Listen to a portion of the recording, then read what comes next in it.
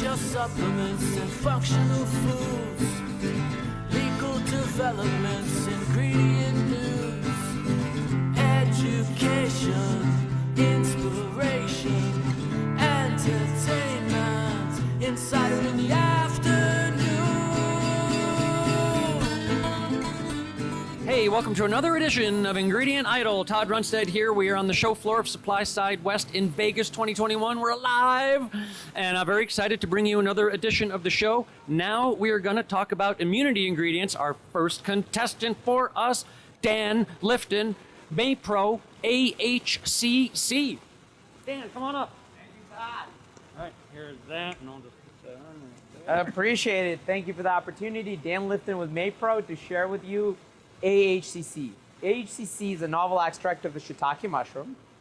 It is manufactured from cultured mushroom mycelia grown in a liquid proprietary medium in order to purify and isolate a compound called alpha-glucan, which is a relative of beta-glucan that's been shown to be more bioactive.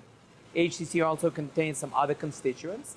The way that HCC works, and we have studies on mode of action, is that it goes into the gut, comes into contact with Peyer's patches, and stimulates TLR2 and TLR4 receptors, so Toll-like receptors, a well-identified mode of action in the field of immunotherapy. We have clinical data to show that increases natural killer cells, as well as the number and activity of dendritic cells. This was proven in a double-blind, placebo-controlled study.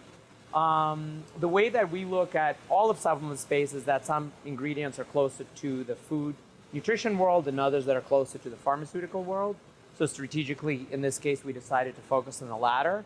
So the three major indications that we focused on is oncology, hepatology, and basically infectious diseases.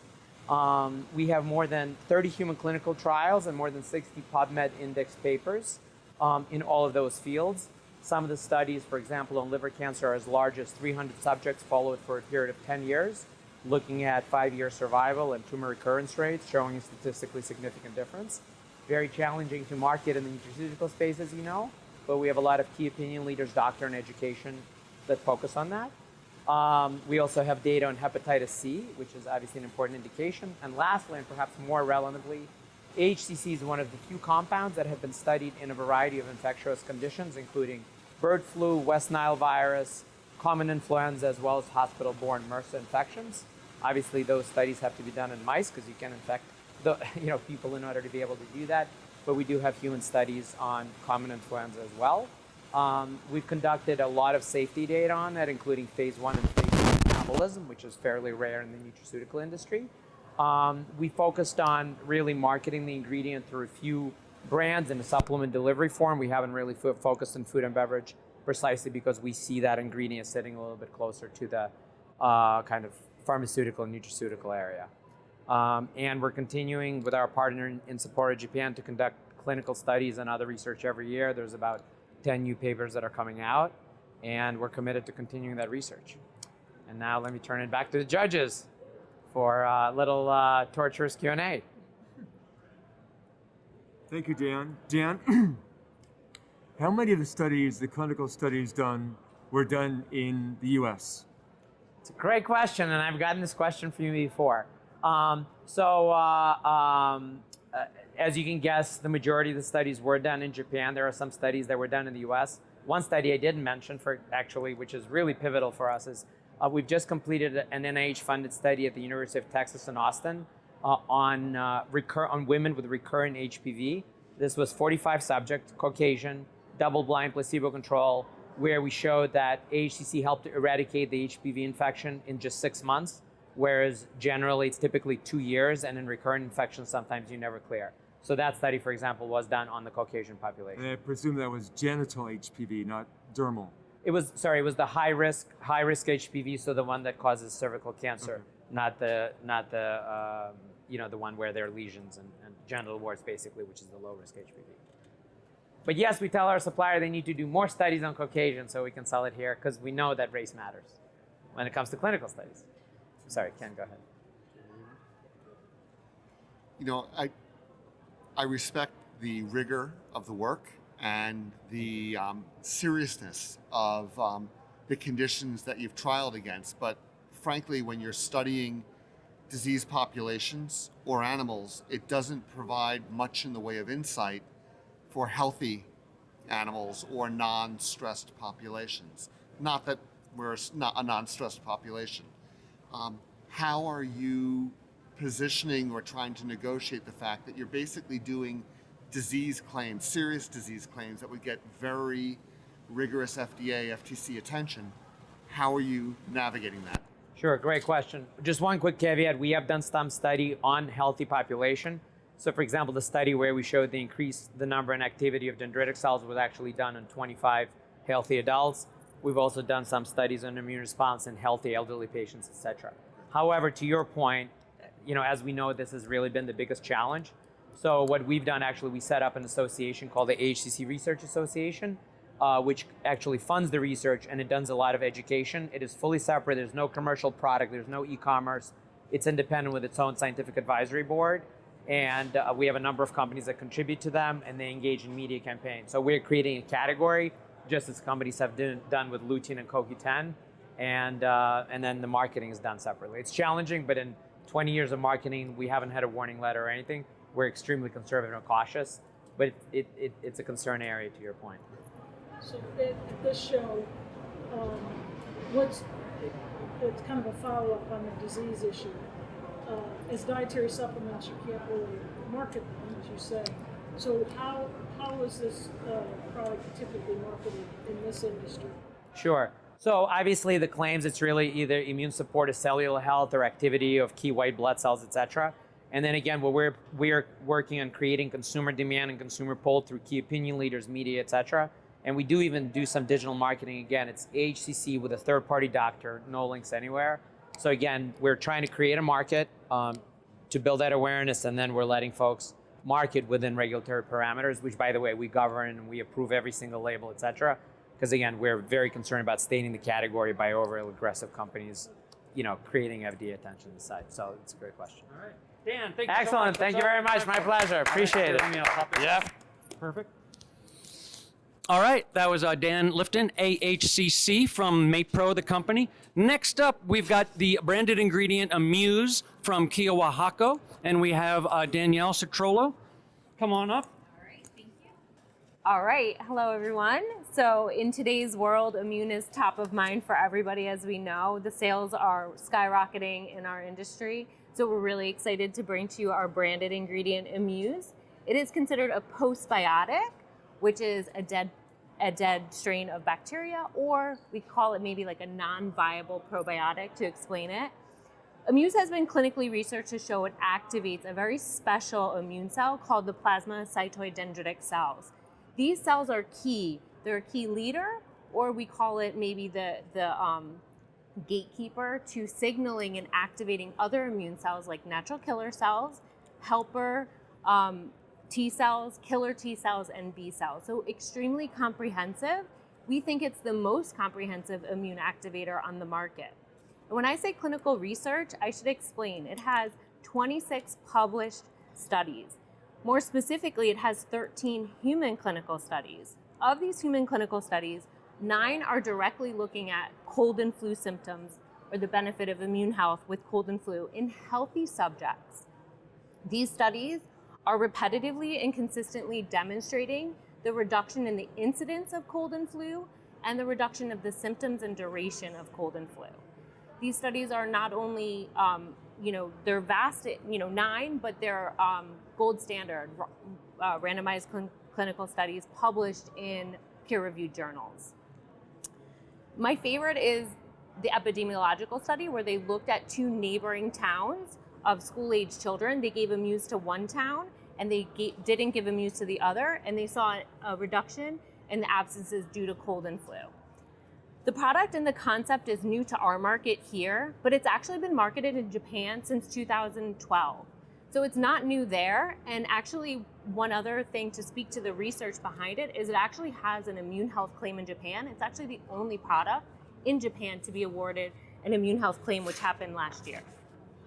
When comparing it to products on the market, we believe it's really the most comprehensive immune activator. There are other products that do activate the natural killer cells, but because we activate the PDC cell as I mentioned, we are more comprehensive by also activating those T cells and the B cells.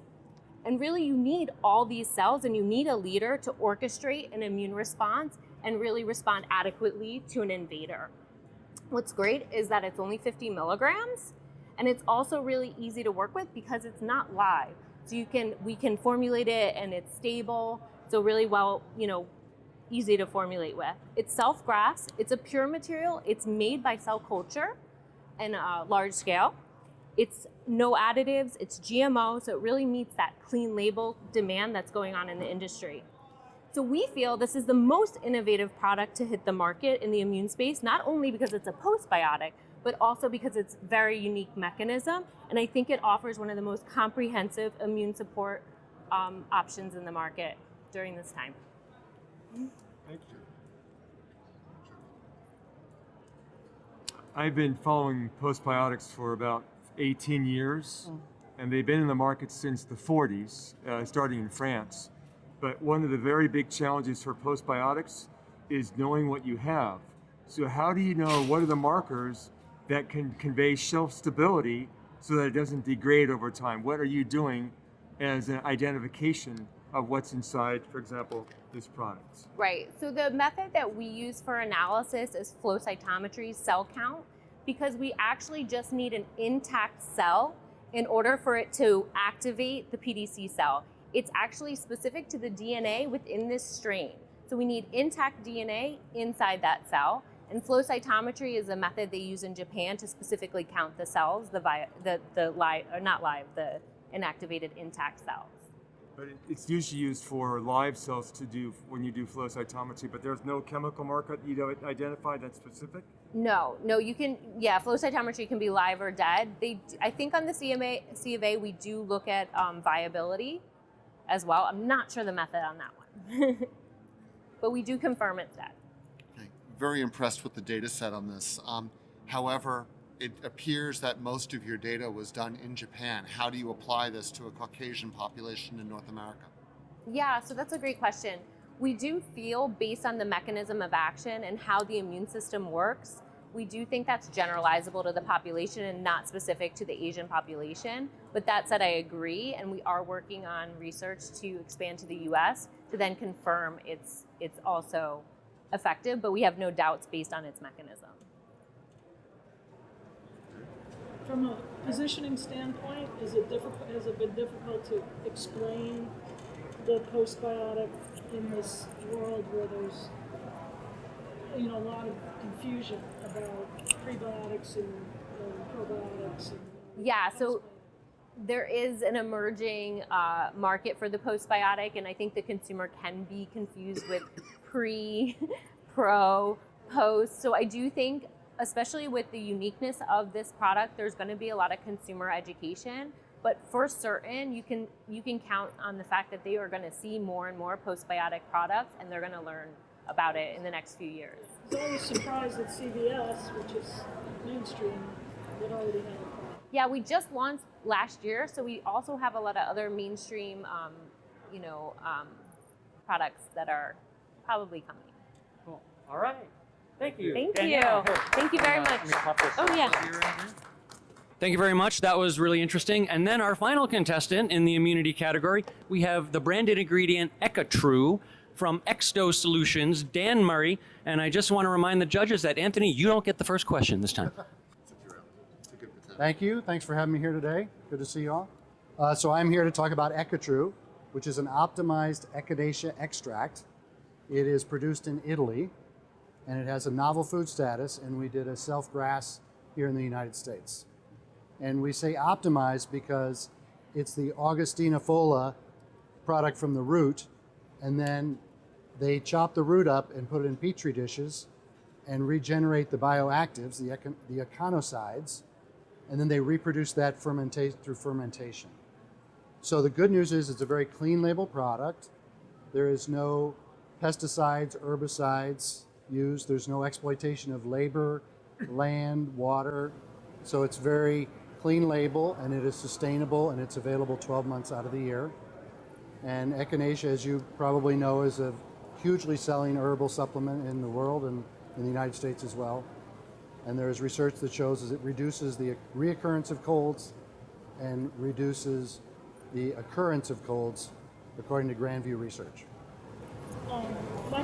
My question is, do you have research specific on that extract as opposed to you're comparing it to what we're used to seeing in the market? We do have research, human research in Europe, but it is not against other Echinacea forms. It's simply Echinacea versus placebo. But it is on the EccaTru product. You do have data on your material in characterizing your material. How similar is it to the traditionally produced Echinacea product, and what are the differentiations from a traditional Echinacea product other than your production method? So we would say that it's bioequivalent, and if you do an HPLC analysis, it will test out just as another herbal grown natural source of Echinacea from the root. There's also a leaf source, which is a different species. So this is the Augustina folia. But so there is data. It's titrated down to 4%. So we're trying to standardizing it. And then the true benefits are the availability, the clean label, no herbicides, pesticides, or exploitation of land or labor. And there's no seasonality to it as well, so that's a good thing. Dan, what did your study in Europe test or assess with your product? We were doing safety for novel food, and then efficacy in terms of the reoccurrence or occurrence of colds. But that's you take a population and you wonder if they're going to get colds over a period of time. So it's a little arbitrary. Placebo controlled? I believe it was placebo controlled. How large a trial? It was basically about a 20 or 30 person trial. Oh, okay. But there is novel food status, and there is a self-grass. You good? Yeah. All right, thank you very much. Thank you for considering it. Thank you, sir. Thank you, Dan. All right, judges, start conferring. We have here, I just want to remind everyone in the studio audience here that we just had EccaTru from Xsto Solutions, that interesting Echinacea, as its name suggests. We just had from Kyowa Hakko, Immuse, how amusing. And then finally we had AHCC from Maypro. And the judges are conferring right now. They're getting with each other. We got about another minute. We'll give them 1 minute to confer, and then we'll see who the winner is of the Ingredient Idol Immunity Edition. We have a winner. Yes, indeed, we have a winner, folks. And the winner of the immune category is... Immuse. Immuse! Come on up, come on up. Here, hold that. All right. Hold that close to your mouth and discuss. Well, thank you so much. We're really excited to put this product in the market. I'm excited to take it. I think it's going to serve our consumers well, especially during these times. So thank you, guys. Thank you. Within the International Society for Probiotics and Prebiotics, there's a very big discussion, and in the scientific community, to standardize markers in postbiotics or probiotics to make sure that you have the same thing, because just by killing them or seeing if they're non-viable does not let you know that you have the same material, because there are chemicals in there that mediate its effects. So that would be a very important pursuit going forward. So I think one of the best ways maybe in the future for our ingredient would be like measuring the DNA, because it's the DNA that's specific to our strain, and it's the DNA that matters for the activation.